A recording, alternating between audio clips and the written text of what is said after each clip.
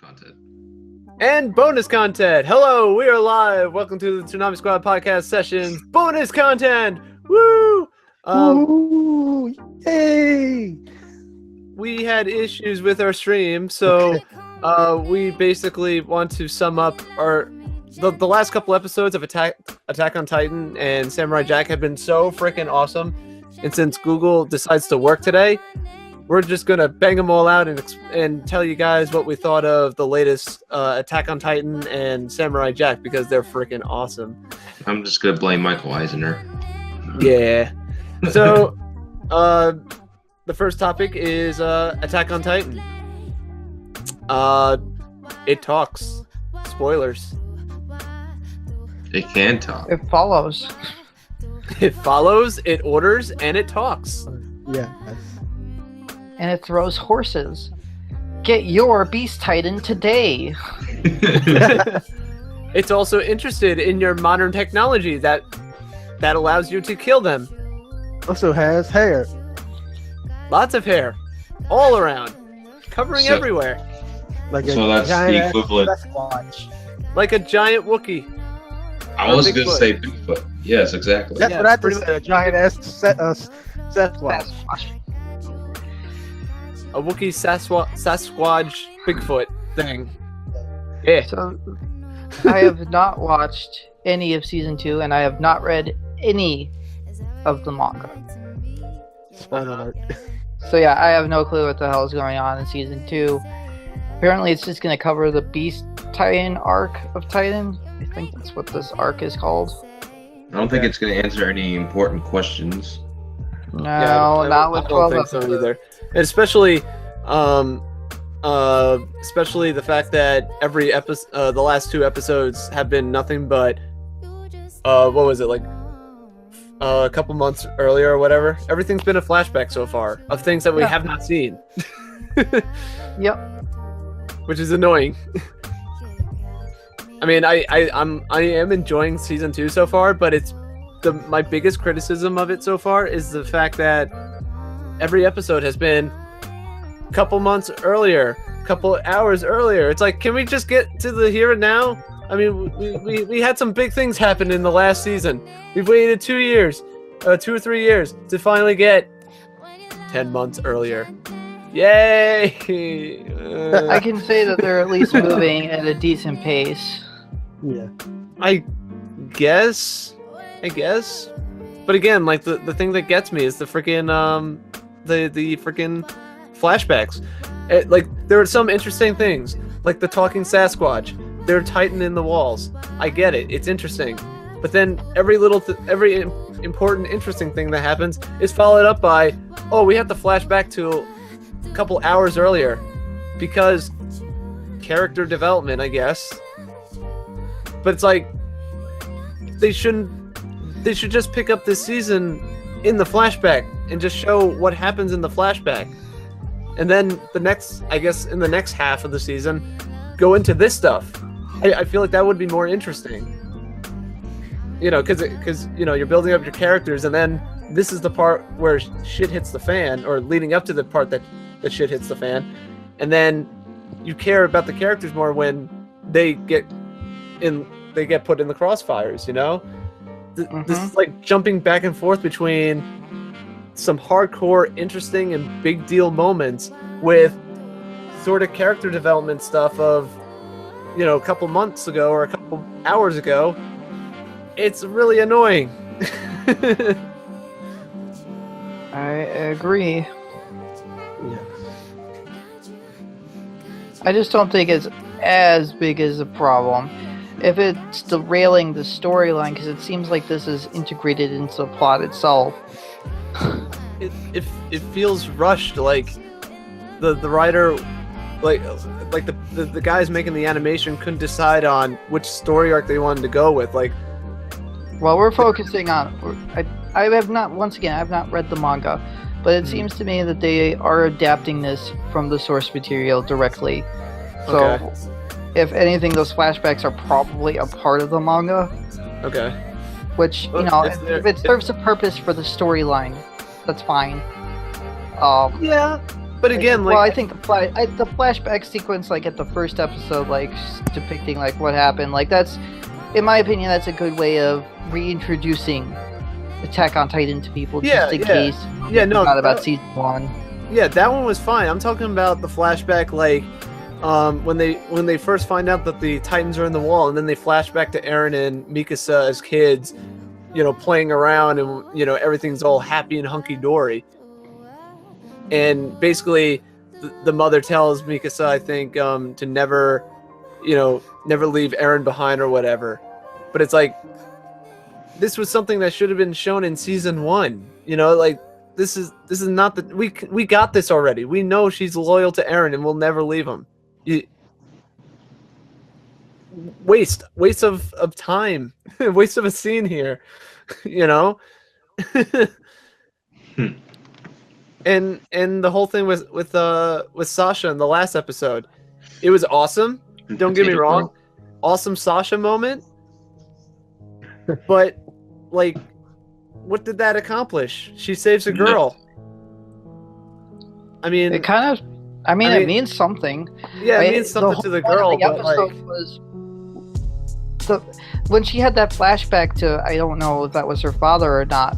But it definitely seemed significant to the whatever story they were trying to sell, because Sasha isn't this brave soul, she's this coward, right? Who clearly in that flashback wanted the food so badly, and she didn't really care about like others in that sense. She even like flat out said, like, I don't care about these people. They invaded. They're in our territory. I don't care about these guys. And it's clear, like, she cared enough to protect this girl and save her life from a Titan who... Right. Was, who I would say was, like, funny. That was a funny scene to me, because it was just like, okay. He's basically eating her mother, and she's just watching. And basically when the Titan is coming out of the house, I think I tweeted this, hey man, give me back that kid. It's like, no. So she's like, no. Okay, I'm gonna eat you then. Well, the thing that was confusing me is the blonde chick that she saved. Did she join the Titan fighting group, whatever? Like, is that the same blonde girl in the future? No. I think. No. Or is that a different girl? No. This, from what I can tell, is that wherever Titan season 2 presents itself, I think where they're at now with where Sasha was at was in the specific time of earlier in that same day after Annie was captured. Okay. Because I've been kind of hard trying to like piece it together and figure out, okay, this is a flashback that was a couple hours ago. This was a flashback that was years ago. This one's months ago. But you see what I'm saying though with the flashbacks? It's a little confusing. It's convoluted. Like, it feels like Man of Steel, where it's jumping around different time frames without sticking to a certain timeline. I think. I personally don't feel that way, because it's obviously I don't pay attention that much. But when that's my problem. I'm paying attention too much. I've been trying to pay more attention as of lately. Yeah, I've watched I've so far watched episodes 1 and 2. I have been following it pretty well. I'm not like behind. It's like very, very straightforward. I understand it just like that. I know what they're doing with the storyline, and I thought the flashback with Sasha, and I don't know if that was, once again, I don't know if that was her father or not, but if that was, it's like, that's a very interesting scene, and that is a very unique dynamic. This is a man who cares enough to protect other people, whereas Sasha is more protective of herself and doesn't give a shit about others, at least back then. But when it came to like, I agree with you there. I do agree with you there. That sequence did stand out. I agree with that. It's just like I felt like her going to the blonde girl's house and saving them felt like a different timeline from the thing with potentially her father, and I was just like confused of the timeline, really. I'm guessing that would happen the same day. I'm guessing. I think. The father one probably was years before. Years. Yeah. Okay. And then that one Before was a she even joined. different flashback. Okay. Yeah, no, but that one Wonderful. I agreed with. Like, I thought that was good character development and everything. But the thing with the chick, with the blonde chick, like I said, it was just confusing. It felt like Man of Steel the last 2 episodes with the jumping around the time frames. I didn't even realize that was actually a flashback, to be honest. That's what I'm saying. Like you don't even realize it. But that's just me, I guess. I don't know. I guess I got to pay attention better. Yeah. But that's really just been my only biggest gripe with it. All in all, though, it's I'm glad it's back. And It's I'm Attack looking on forward to what's Titan. coming. Yeah, I'm glad it's back, and I'm looking forward to There's Titans. There's when things start getting explained more. Really interested in where it's going. My friend at work told me that it goes pretty crazy, so I'm looking forward to what's to come. Hopefully, they'll make another season. Yeah. Yeah, no, I'm- please I'm- don't spoil. No, and I don't know anything, and I even told him don't spoil anything. I'm confident they're gonna make it season 3, and like I said, looking forward to it. Or they'll abuse more horses. Yeah. Any last comments on it? You know, anything? I'm digging it. I'm good. Okay. And the last topic is Samurai Jack. With Awesome. that said, What episodes? Because I totally fucking forgot what episodes we were talking about before. 6 and 6 and 7. 6 and It's where 7. Ashi Let's start with Probably. 6. people crap off her and stuff, and then Jack gets his sword back. Those 2 episodes. Yeah. Okay. For Jack attempts suicide. Yeah. All right. So after that episode, there. Still though. It's the episode after she washes all the evil crap off of it. Right. Hmm. Yeah, Ashi's transformation. Apparently, spoilers. She bathed in evil, pure evil, Which and is also Hakol. yeah, and Burn like hell. yeah. No, the last 2 episodes have been freaking awesome. Oh yeah. I think it's starting to hit that. It's hit the climax, and now it's, heading to the finish line, and everything that has happened has been pretty awesome. I think these last 2 episodes have been now officially my favorite episodes. Especially the one with Ashi's transformation. That whole episode was awesome. Yeah. It's really satisfying. Yeah. Not to sound sexist or anything like that, but it's true. Not for that reason. I'm just gonna say that now. Not for that reason. Also, I really like all these callbacks. For all the callbacks to the previous episodes, and also just Ashi as a character, her transformation from pure evil to goodness was awesome. Yeah. Beautifully done. Episode 6 to me felt like a love letter to fans who stuck around with Jack for all those years after it was gone. And I think, again, he said, the reason that he brought back Jack because he thought it got more popular. And I think it was his way of saying thank you for sticking around and supporting this show that had no audience back then, but somehow grew now. Mm-hmm. I think that's a nice way of the creator saying, yeah, we're going to do these callbacks. Yeah, we want to do more. We want to acknowledge our past and thank you for it. Mm-hmm. And I love that. I love episode 6 because it's such a nice throwback and it brings back great memories, but it's also just, it feels genuinely thankful for everything. They even did it in song form. Yeah, and all the fans. I love it. Yeah, go ahead, boss. No, that song thing was awesome. Yeah. And based on the reaction on Twitter, and like it seemed like the community really loved it, and even Tara Strong, Ashi's voice actress, was getting in on it and enjoying the fun and everything, and people are like, "Oh, Ashi should get a spin-off series," and I'm like, "Yeah, I've only been saying that forever." No. We need the one with the samurai. I believe Tara Strong I- sent out a tweet. She wished that they should keep on making Samurai Jack and never stop. Yeah, for 3 more years, Yeah.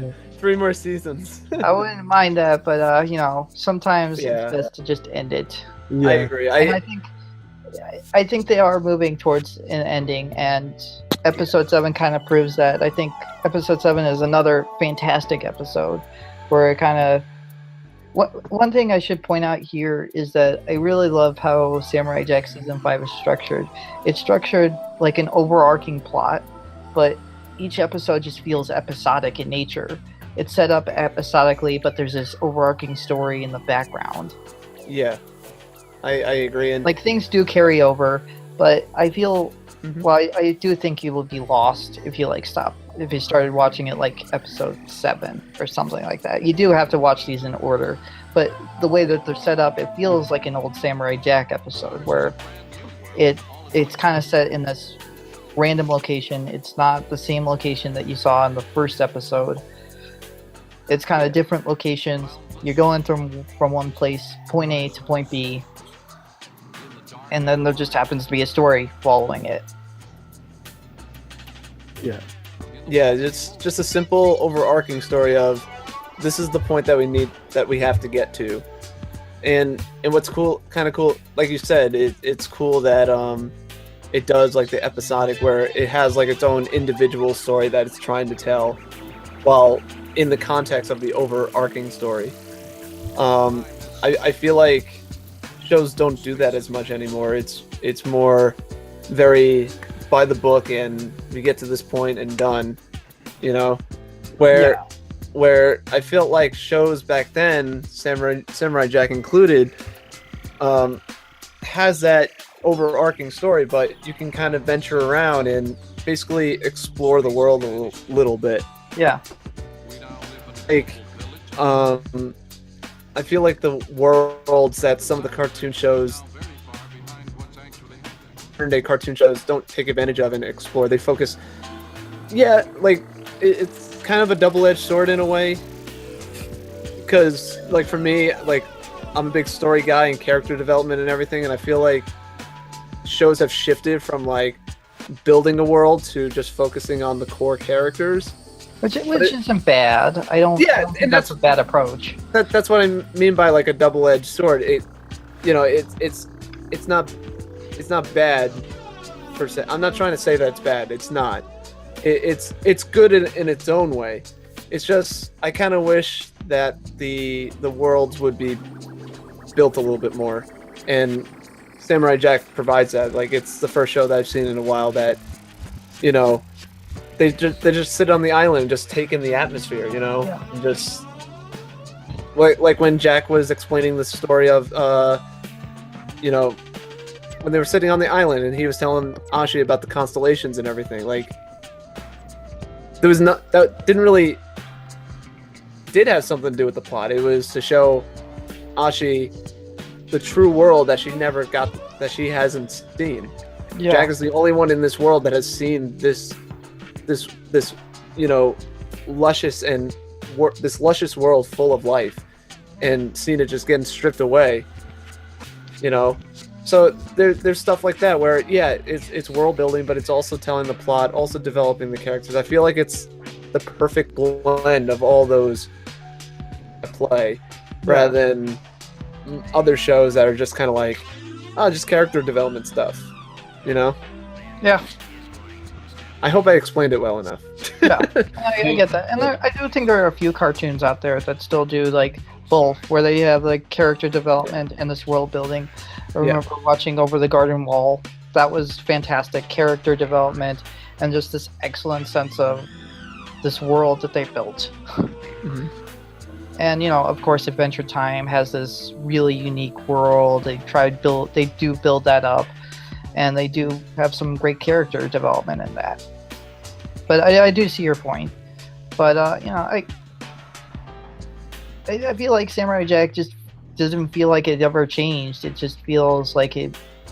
I think we've talked about this before, where it feels like it's matured, but it still feels like the same cartoon that we remember watching. Yeah, it hasn't missed a beat. Which is a testament to Gendy and his crew, because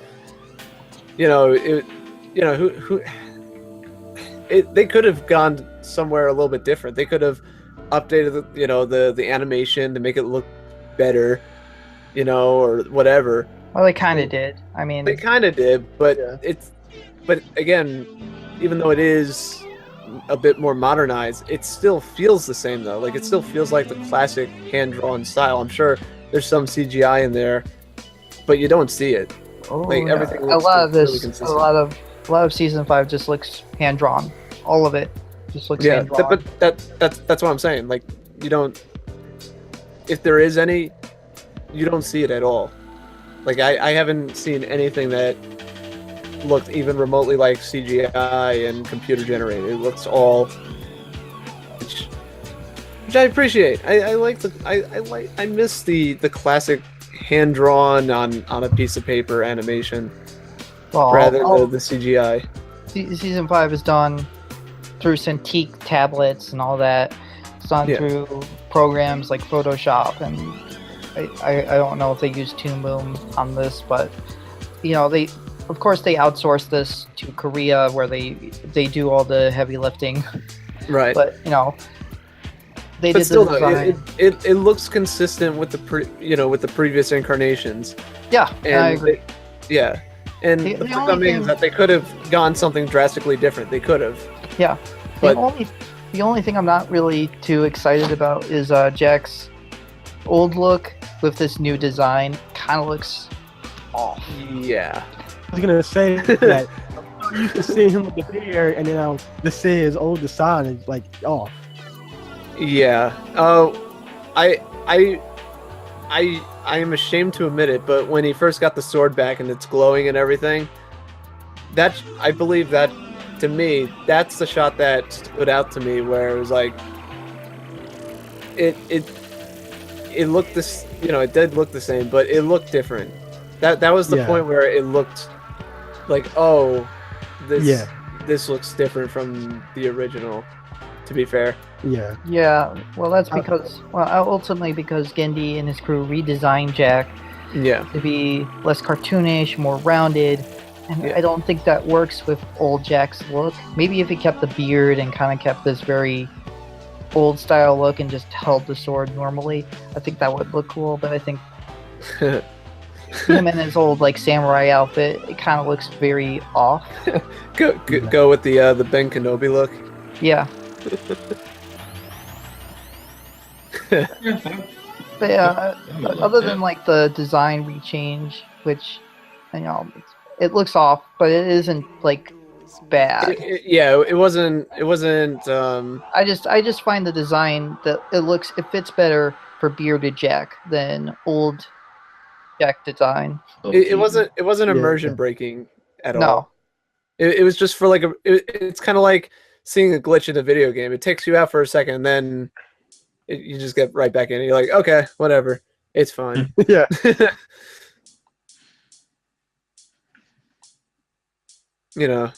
But it's still it's awesome though to get this. God, I just wish there was more shows like this out there. Yeah, I do too. Yeah, Kill your own mother now.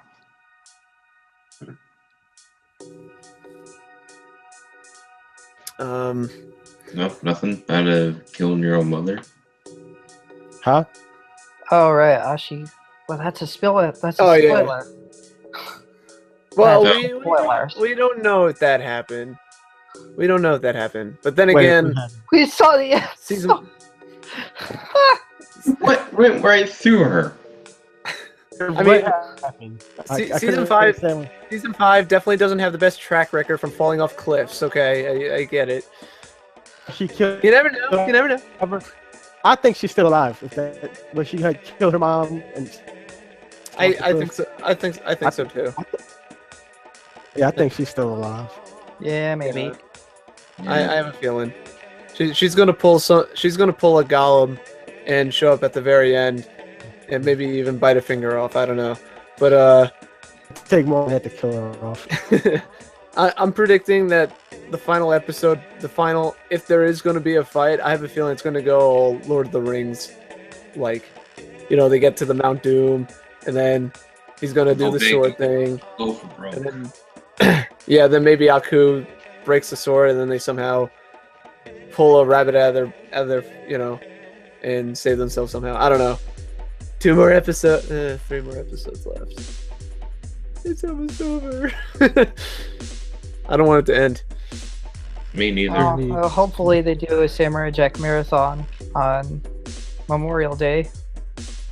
That'd be cool. Sense. That'd be cool. I don't think they're gonna do it from beginning to end though. It was like maybe the second half. Mm-hmm. I would think if they're going to do the Samurai Jack marathon, is that they would expand for one night only to maybe 4:30 or 5, just so they can air all 10 episodes. Yeah, might as well. I mean, Yeah, I would do that. That would make sense. That would be pretty cool. Then afterwards, play the entire show on the Toonami stream. 1 through 5. I'm sure they hear that too. Just spam it 24/7 on Adult Swim every day of the week. Samurai Jack Day. Every day. It's just like throwing Harry Potter weekend for no apparent reason on Freeform. If Konami can do it, then Toonami sure as hell can do it. So you're saying they'll probably make pachinko machines out of their shows? Come on, you wouldn't pay for an Aku Kojinko machine, whatever the hell it's Maybe. That would be cool. But we don't have Mako to voice the machine. You just use the guy that they're using now. He does Greg fine. Baldwin, yeah, he does fine. Put the money in the machine, and he goes, I have your money now. Yes. You'll never get it back. No. Better, no. Alarm clock. Oh, God. 11:30. Shut up, Aku! throw a brick through your phone. I can hear you laughing. If anyone's seen Duck Dodgers, you'll probably understand what I'm talking about.